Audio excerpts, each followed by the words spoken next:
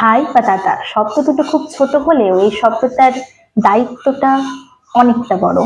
এই শব্দটাতে লুকিয়ে থাকে সব থেকে বেশি খুনসুটি, সব থেকে বেশি ভালোবাসা, সব থেকে বেশি কেয়ার।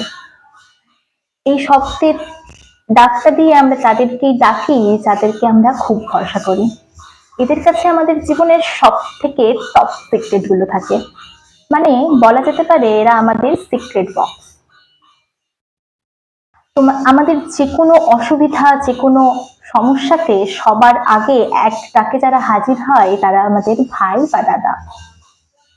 আমাদের সাথে খুব মজা করে, খুব ইয়ার্কি মারে, আমাদের পেছনে প্রচন্ড লাগে, কিন্তু অন্য কেউ যদি আমাদের দুর্বল কোনো জায়গা নিয়ে আমাদের সাথে ফাজলামো করে, আমাদেরকে ছোট করে, তাহলে সবার আগে প্রতিবাদটা আমাদের ভাই বা দাদারাই করে।